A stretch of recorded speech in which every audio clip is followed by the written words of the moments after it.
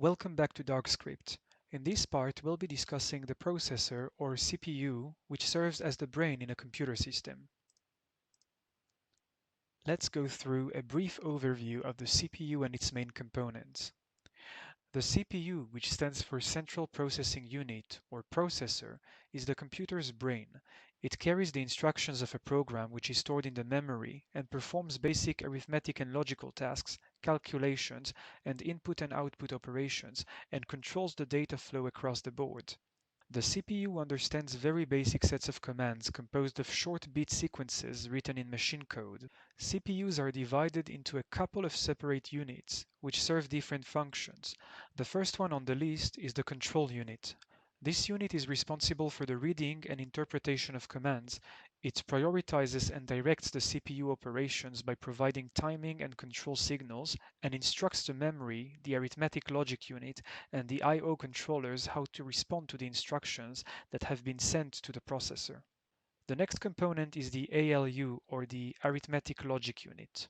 This unit performs integer arithmetic and logic operations using basic addition, subtraction, and comparison functions.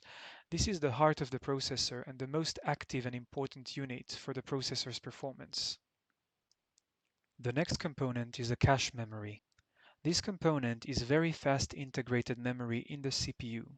The cache is used to reduce the average cost, meaning time or energy, to access data from the main memory. The cache is smaller and faster as it's closer to the CPU core and is used to store very small amounts of data to be quickly retrieved per need. Most CPUs have different independent caches where data is usually organized in a hierarchical structure. The caching mechanism can be categorized into smaller units or levels depending on the type of processor. The L0 is the fastest, but it is also the most limited one. L0 is limited to up to 128 bits, and not all CPUs support it. L1 is slower than L0 but supports more memory, and so L2 is slower than L1 but supports more memory as well. Every core of a multi-core processor has dedicated L2 cache and is usually not shared between the cores. L3 is slower than L2 but supports more memory, and basically the L3 cache and higher level caches are shared between the cores and are not split. When discussing the CPU, it is nearly impossible to ignore the concept of cores, as most CPUs support multiple cores nowadays. So what are cores? In the old days, each processor had only one core. Most modern processors have at least two cores. This concept is also called dual-core processors. More advanced processors would have 4, 8, or even more cores. 4 cores is also referred as quad-core. Processors with more than one core are called multi-core processors. Since one core can perform a single task at a time, the advantage in multi-core processors is their high multitasking performance. Most processors can use a process called simultaneous multithreading, or, if it's an Intel processor, hyperthreading, to split a core into multiple virtual cores, which are also called threads. If we open the Windows Task Manager and select the CPU tab, we can see the base speed, the number of sockets, the number of cores, and the number of threads. In the example on the right, we can see that my processor supports 3.6 GHz. This means the processor can perform 3.6 billion tasks in one cycle. We can see one CPU socket, which means there is only one physical CPU socket on the motherboard. My processor is a quad-core processor, which means it has 4 cores, and it has 8 logical processors. Basically what happens here, the 4 cores split themselves into 8 logical instances. Let's discuss different types of CPU. The most popular among CPU manufacturers that we're very likely to encounter in the market are Intel and AMD. Each brand has quite a long and unique history of CPU evolution. However, in this course we will only cover the most significant models starting from the 70s up till now. Before we even begin historically reviewing those models, their technological breakthroughs, and general specifications, it is important to understand which considerations should be taken before purchasing a CPU for your system. The first one is cost.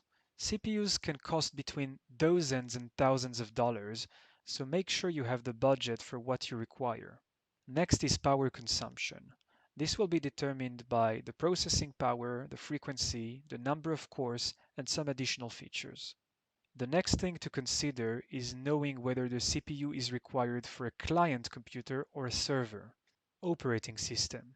Know which operating system is the CPU model optimized for. Some are more optimized for Apple operating systems, while some for Windows, Linux, or Unix. The next consideration is cooling. What type of cooling are you willing to use for this CPU? For more information about cooling, see the cooling units chapter. Next is overclocking, and only if you really need it, check what is the maximum CPU clock rate and how much you can stretch it to its limit. Overclocking is not really recommended in most cases as it increases the CPU temperature and can reduce its lifespan, but some people might need it for different reasons, such as gaming, Bitcoin mining, or tasks which require very high CPU performance. This is a quick historical overview of Intel CPUs. Intel CPUs are mainly compatible with IBM personal computers. Since the 70s up till now, Intel has introduced a ridiculous amount of CPU models, starting with small 4004 and 8008 chips that supported a clock speed of 10 MHz only, and ending with monster processors such as Xeon, which are nearly 50,000 times more powerful, if not more. Back in the 90s, 386 and 486 used to be very popular for home use. Coming next, the Pentium series was released and processors quickly evolved into multi-core processors such as i3, i5, i7, i9, Celeron, and Itanium series. But let's talk about AMD processors and how they differ. So AMD processors went through a similar evolution path, starting with 4-bit architecture chips that supported no more than a few dozens of megahertz, like Intel, such as the AM2900 series. This evolved to later series such as the AM29000 series, which was the first to use the RISC architecture.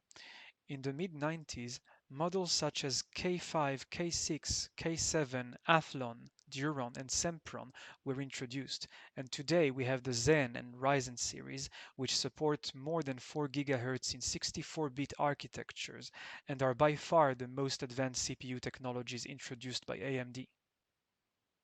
The next term to be familiar with is the CPU socket. The CPU socket is a component used to install the processor on the motherboard. Before purchasing a CPU, it is important to first make sure it is compatible with the socket. Different sockets may support different CPU models, bus clock transfer rates, and so on. Typical types of CPU sockets, starting from the oldest up to the most recent, can include the following.